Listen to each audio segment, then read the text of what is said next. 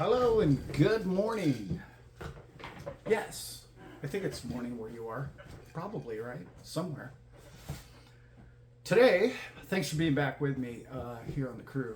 You are the crew. That's what we call each other. Today I'm going to go through something that's not popular, not by demand at all. I'm just going to throw my 2 cents into the ring here. This is trying times we're in right now. Everything is evolving. In particular, as we know, the internet came along. There's a news flash for you right there. And then it came along and it made everything digital. It's access to the information of it. And now things are changing to the point where everybody can digitize everything. We hear people throw that around a lot. We don't really understand quite what that means. But what they really came out and said was, in particular since crypto came along, was, hey, we're going to go ahead and digitize money. And then we're going to create the money out of a free-flowing, fluid software that is going to be decentralized, open source. Everybody can use it. We're going to have it on a blockchain. We're going to be able to see everybody. One of my favorite sayings is open source is like playing poker at a table and all the cards are cards up. You can't manipulate it. You can't lie about it. You can't cheat. You can't tell everybody you have twice the hand you do. You have the amount of crypto that you have because it's on the blockchain. We know how much you got. This is your wallet. You got that many blockchain. Okay, you got that many Bitcoin, that many XRP, whatever it may be. All of this has the banking system in a complete panic.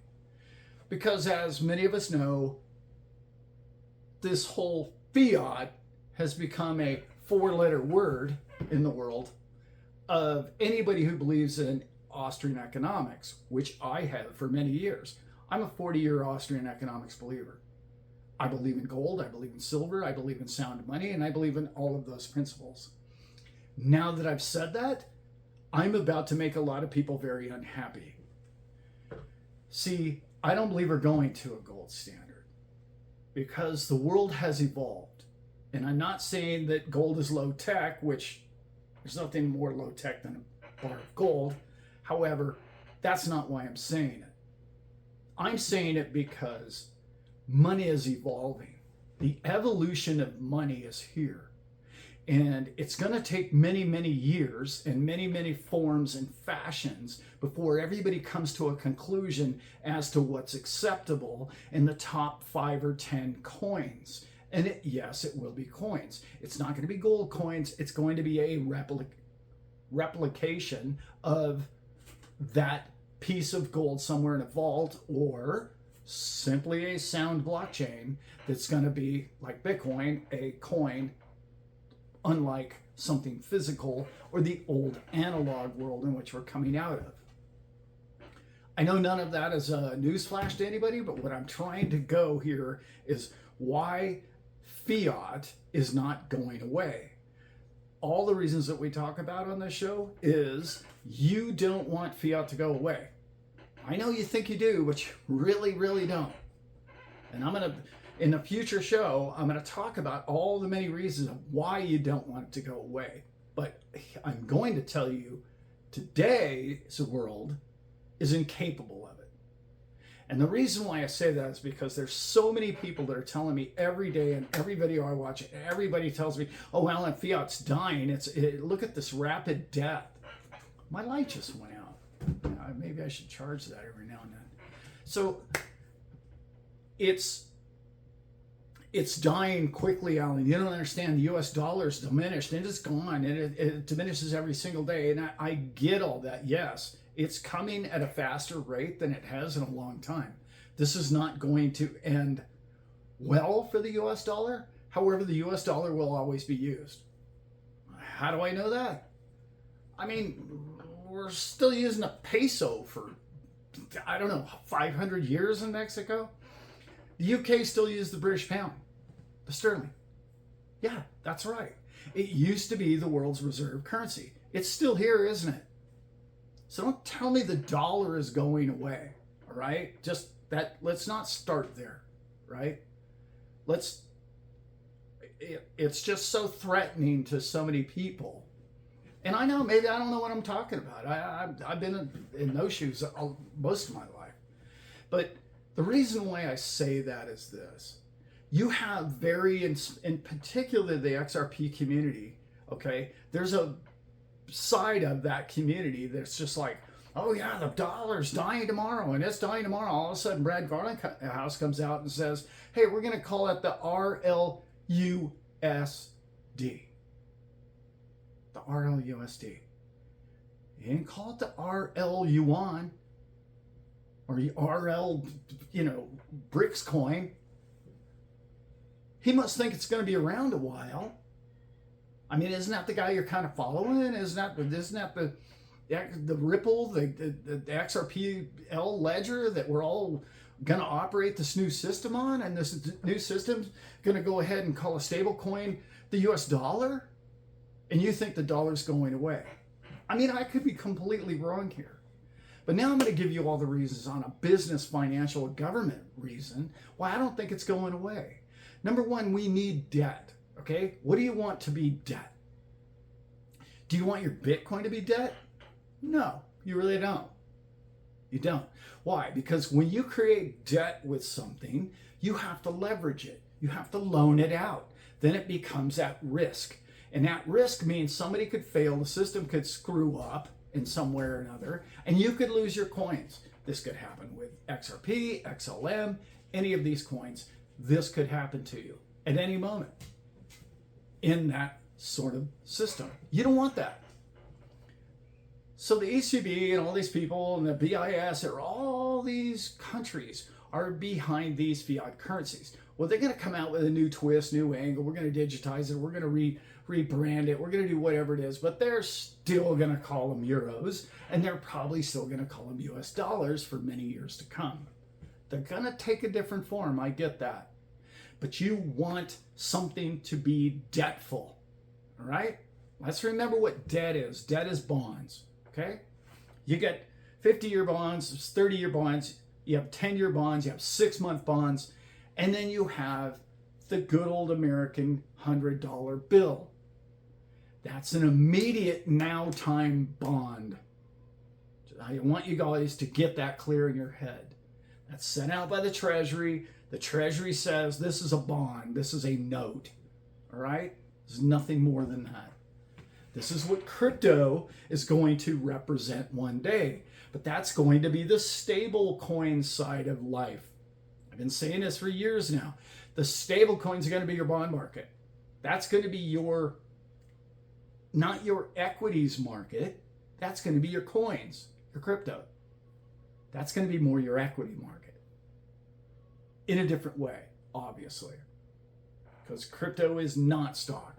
It is a completely different animal. And no, I don't understand why we're using a 100-year-old orange scale to try and figure out what new technology is doing. Never made any sense to me. Okay, all digits will be debt. Debt is nothing more than opportunity. But the opportunity risk is with the lender. That's why there's always a collateral. You want somebody to collateralize your coins. You want somebody, okay, I'll put this up for collateral, but you've got to get me something in return. That market is beautiful. That's barter, that's trade, that's what you need. You and I need that to grease the wheel. It's called liquidity, obviously. You need that. But you can't just give it out for free, right? So when the countries come along and I hear people tell me this all the time, and I couldn't believe, just hear me out on this. I know, I'm going to ruffle a lot of feathers, in particular with sound money people, which I do believe that I am. However, I shouldn't say you can't. It would take 5 years to a decade to completely pull off a sound money system. Okay? And a lot of strife and a lot of problems. let's remember that I keep hearing this from a lot of people that haven't been around very long, and some people that have been around a long time, and maybe they're confused, or maybe I've just completely got this wrong. But everybody says, well, you got to pay off the debt. We got to reduce the debt. Do you know who we owe the debt to? Yeah, that's families. Those are families at the top. We don't have to pay those people. Why would we ever pay that debt back? Here's why I say that.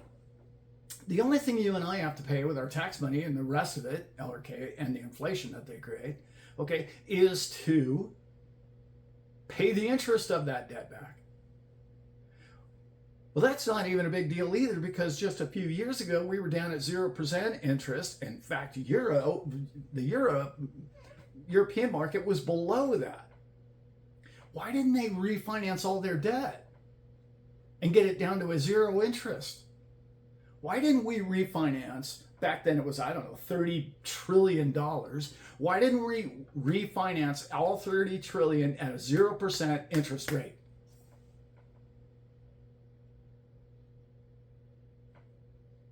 We don't care to pay this debt back. I know, oh, the payments are more, Alan, the payments are more. We got to pay the interest rate. We got to pay well, clearly that wasn't an issue. It's not an issue, because I know, like you just thought in your head, well, Alan, they're just creating the money out of thin air so they can pay all that. Exactly correct. What else is good about thin air? We all need it. We all survive on it. We all use it to maintain our lives. So, yes, they print fiat money out of thin air. Well, it's not backed by anything. That's correct. You're correct. Name me a currency that's backed by anything. I could be waiting a while. I know Zimbabwe just went to something with gold. I know, don't put that down there. Backed by what? Who's ever backed anything by what? I know, 1971 we did. I know, I got that. And why did we go off of it? Because we wanted to blow some stuff up more than anything else.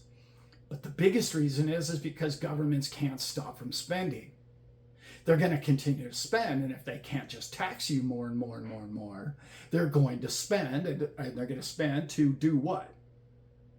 To create a bigger system, to grease the wheel, but also to keep the people along, because without it, the whole system collapses, and then none of us have anything, not the likes of which is a happy life. Okay? Do you understand that, right? I hope you can hear me. I just realized my mic isn't even plugged in. And you know what? Yeah, I'm aware of the fact that my shirt is wrinkled. Do you know why my shirt's wrinkled? I can give you one big hint.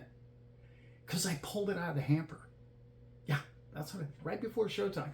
And I thought, well, I'll just shake it off or do something. And that's why it looks like that. So, let's get back to it. I'm at a loss for words at where we're at. And I know that's rare for me, but we're there. And I know where we're at. I get it. I get the big picture. But the system is being laid. The foundation, the XRPL, the whole network is being laid out, as you know.